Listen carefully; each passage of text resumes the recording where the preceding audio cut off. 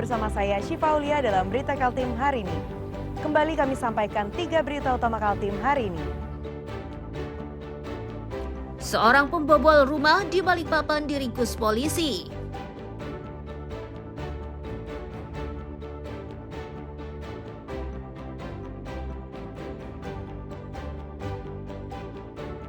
Sejumlah makam COVID-19 di Kabupaten Berau tertimbun longsor.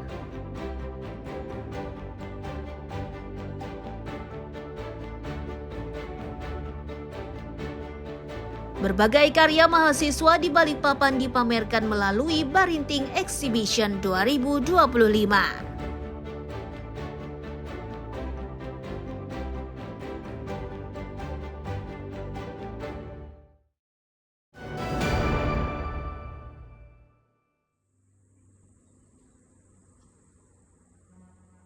Areal pemakaman COVID-19 di kawasan Bukit Ria, Tanjung Redep, Berau kondisinya memprihatinkan setelah tertimbun tanah perbukitan.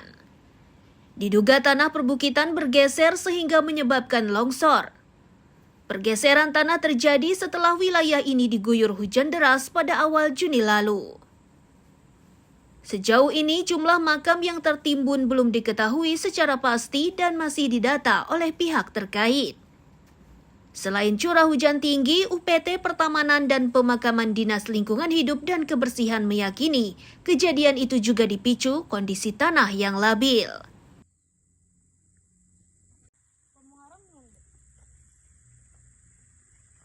Kondisi lahan pemakamannya kan memang terjal. Terus dari tanah liat juga. Jadi kalau curah hujan tinggi ya memang longsor. Jadi nanti ke depannya langkah yang dilakukan apa ini Pak untuk menanggulangi makam yang sudah terkena? Kedepannya ya kita paling bisa ajukan penataan pemakaman untuk perluasan pemakaman sekalian. Terus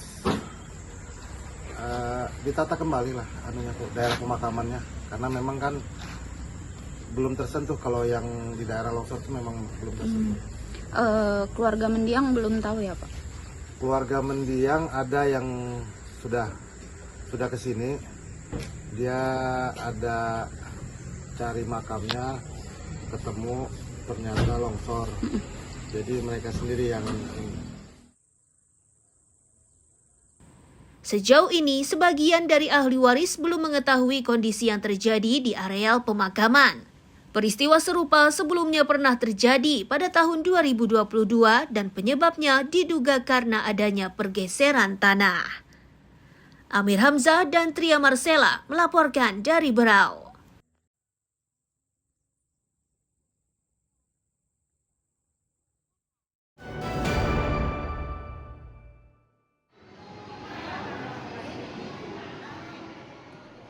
Seperti inilah suasana salah satu mal yang berada di Jalan Pangeran Untung Suropati, Sungai Kunjang, Samarinda pada Senin siang.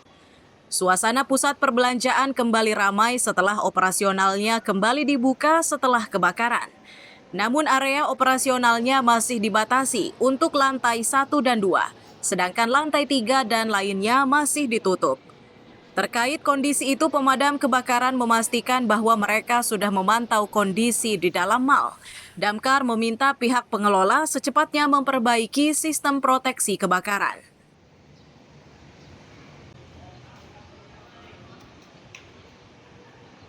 Kemarin waktu sehari setelah kebakaran kita meninjau lokasi, memastikan dan ketemu manajemen berjanji untuk memperbaiki memperbaiki dan seluruh proteksi kebakarannya. Ya.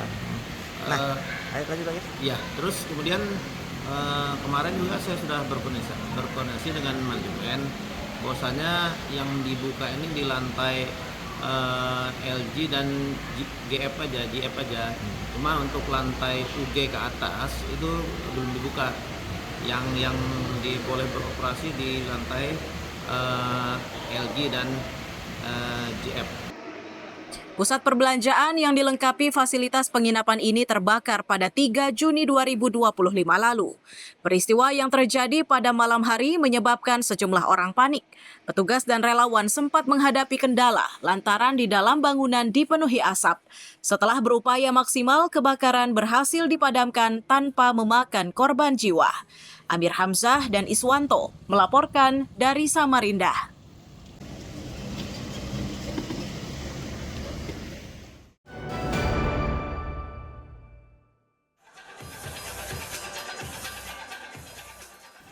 Sistem penerimaan murid baru atau SPMB di Balikpapan tahun 2025 menjadi tahun menggembirakan bagi calon peserta didik tingkat SMP di Balikpapan. Sebab belasan sekolah swasta menggratiskan biaya pendaftaran termasuk uang pangkal hingga iuran bulanan atau SPP. Namun tidak semua sekolah swasta melainkan hanya 13 sekolah karena pemerintah kota hanya memberikan subsidi untuk sekolah tersebut. Tujuan dari subsidi ini untuk meringankan biaya orang tua. Selain itu, Pemkot juga menginginkan agar seluruh anak harus menikmati pendidikan meski bersekolah di sekolah swasta.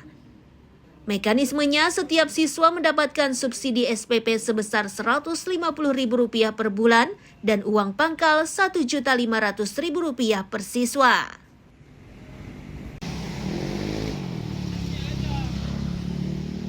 Nanti di online di SPMB kita.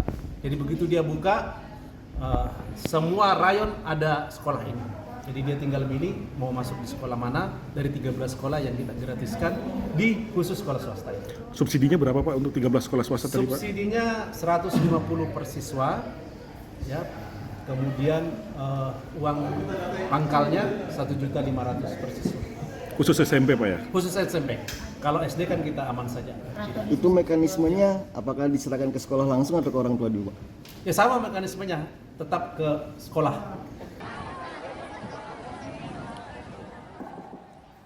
Dari 13 sekolah swasta di Balikpapan, jumlah siswa yang akan mendapatkan subsidi diperkirakan mencapai 9.100 orang.